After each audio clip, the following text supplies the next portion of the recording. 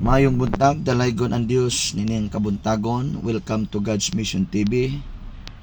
Makaigsunan na alantay gamay nga reaction karon anang medyo naimuot ko sa social media karon makaigsunan. At least ako naging personally karon maka sinati ani. So real talk lang ta karon makaigsunan. Hisgutan nato ning munang gibutan nako nga caption, sulpot, piki or walay otoridad nga magwali og matod pa nga kining kwarta ray tuyo magwali aron nga mangwarta og nagpadakog tiyan. So ako mismo nakabasa ani bisan sa akong mga video. So shout out sa mga tawo nga naa ani nga kinaiya karon. So ako moingon nimo igsuon nga kung ikaw ang nag-comments ani, I don't know sa nasa imong kasing-kasing. In the first place dili ta kaila. So nabutang nga imo kong giukman no sama anang naa sa imong unahon karon. Well ako nang gidawat nga challenge kay nagpaila na makaigsunan nga ang mga tao karon panahon na labihan ka relihiyoso, labihan kayo mulaban og reliyon. Muna kami, ako personally bisang asa man ko mag-abot og mission magwali ko. Kung never ko nga mag-introduce sa kong reliyon, never ko nga magpaila-ila nga unsa ko nga pundok, but most likely makaigsunan ang akong tuyo nga nung mag-mission magwali sa ngalan ni Kristo, magwali sa paginulsol, magwali sa gugma sa Ginoo aron nga ang tanang tao maandam mobiya sa pagpakasalag mga lagad sa Ginoo. Muna akong intention. So ikaw karon nga naa ana nga kinaiya nga hilig ka manghukom tungod kay para nimo ang tinuod nga reliyon kanang imong reliyon. Well ako kang i-appreciate kay labihan ka kamulaban nindot nga pagbati. Pero na mga butang nga imong na mislok igsuon. Kay kung tinuod ka nga mag-alagad sa Ginoo, dili na dapat nga klase nga kinaiya. Unang-una wa ka kailan nako nga mo na imong issue nako. Nya karon gipadala ko sa Ginoo. Karon kinsa may mahimo nimong kontra? Ako o ang Ginoo? Ang Ginoo may imong kontra. Unya karon makaigsunan kung Ginoo na imong kontra, manubag kas Ginoo. Ako sincero kung nagwali sa pulong sa Ginoo, gipost na ko sa social media. Salamat sa mga nilibong nga nag-react, nga nindot ila reaction. Unya na mga pipila nga naana. Well, dili na big deal nako kay naamang yung mga tawo nga di nato ma-please. Pero mura na ako ikasulti. Ang Dios nagpadala nako, ang Dios mo nagamit nako. Unya ikaw misupa ka sa giwali nako nga pulong ni Kristo. Dili ako ang imong kontra. Ang Ginoo mo'y mahimo nimong kontra. Mahal nako tanang tao bisang ayuhon kog daot makaigsunan magpabilin nga ako kang gipasaylo ug ako kang gigugma. Kinsa may gansi nato karon? Ako ikaw. Ikaw may gansi kay nagluop ang imong kasing-kasing.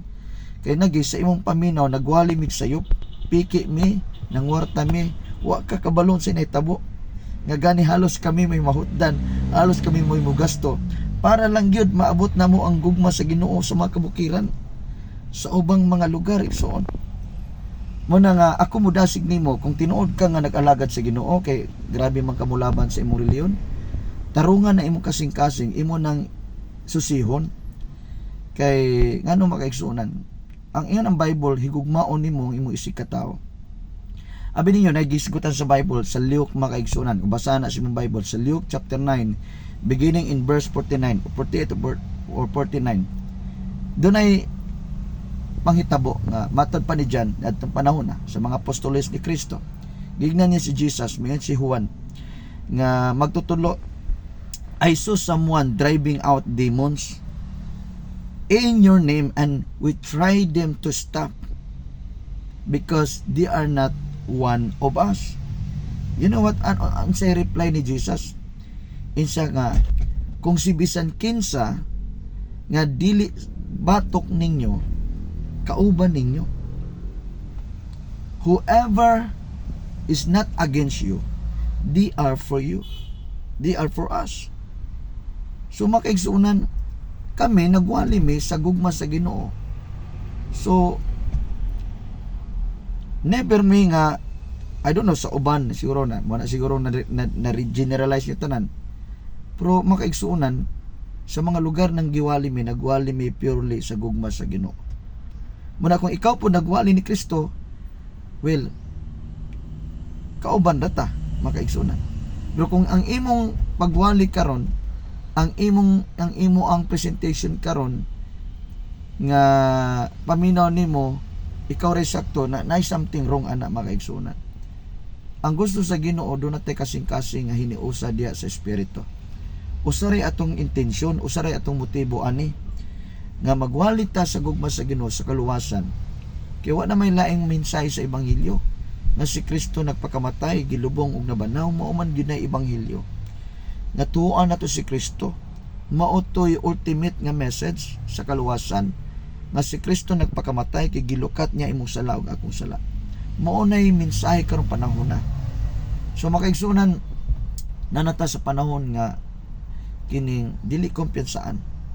Dili ta mosugot nga mahimutang maimpluwensyahan sa kaaway nga din kita usay mismo may nahimong hinungdan nga ang body of Christ magubot, ang body of Christ ma-divide kay say ang tao ra po'y say ang pagkamariti sa tao ba bisang wala kaila sa tao dali ra kay ta mosultig dautan batok sa usa ka tao.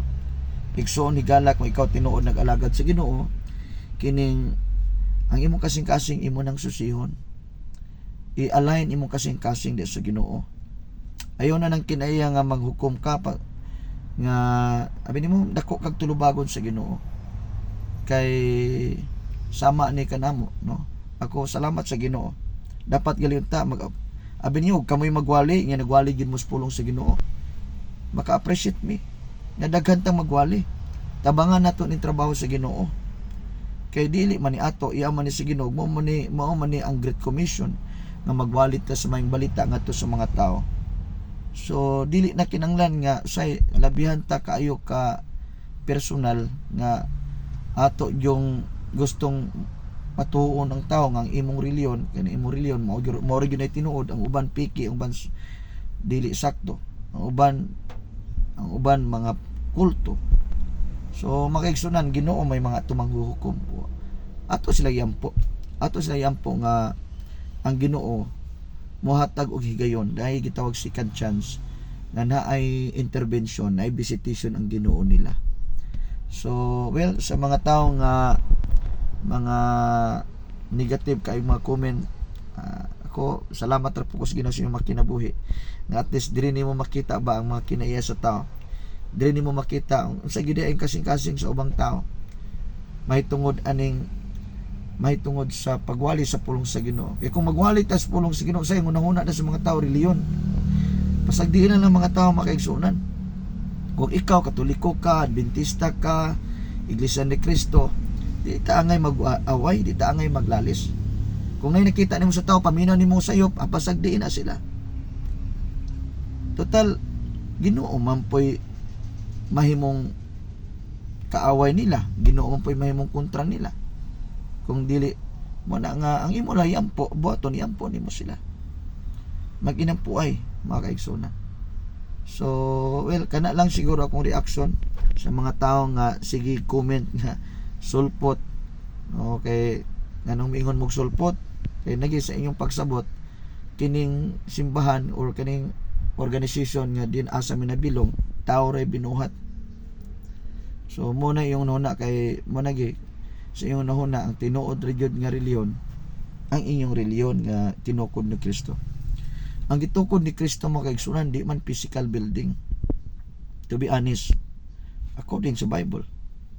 Ang gitukod ni Kristo iglesia nga mga tao kita ang church nga gustong puy-an sa Espiritu Santo sa Ginoo.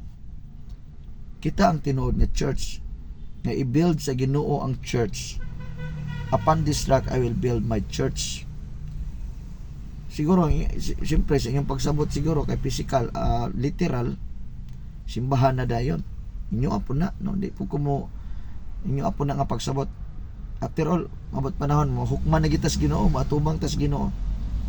No. Inyo apo nang pagsabot. Nindot man na simbahan na reliyon. Pero ang pinaka-issue di ang magaigsunan, iwali na to ang ebanghelyo. Iwali na to. Kaya ang gustong gamiton sa Ginoo, ang gustong puy-an si Ginoo, ikaw, kita. Kita templo ta sa Holy Spirit. Muna yun sa Bible. We are the temple of the Holy Spirit. Yan ang Bible, si Pisangkid sa mulaglag, maguba sa templo, laglagon usap. So, kana lang makaigsunan ng hinaot ko nga magtabangay na hinuunta magwali, pasagdii ang Ginoo siya'y mamuhat. Kaya ang Ginoo may muluwas. Wali ka sa pulong sa Ginoo.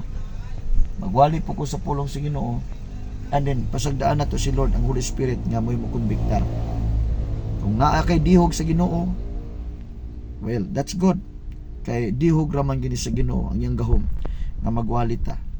So, kana lang makaigsunan, God bless na tong tanan. Magpadayon ta nga naikadlok sa Ginoo, mga lagat sa Ginoo, mga itakapakyasan sa tumakakulangon kapakyasan sa Ginoo. Mula hutay ta niya kinabuhi nga naay relasyon sa Ginoo. Lahutay kay ng Bible. Ingon ng Bible, ang mulahutay sa katapusan may maluwas. Matthew 24 versikulo 13 ngadto versikulo 14. Ang may balita iwali makaigsunan ngadto sa tanan. Ug ang mulahutay maay maluwas. Lahutay ta nga naay maayong relasyon sa Ginoo. Kana lahutay ta nga natay maayong relasyon usab sa isig ka tawo. So kana lang makaigsunan. God bless na tong tanan ug salamat sa pagpaminaw, salamat sa komentaryo. So bye-bye po. God bless you.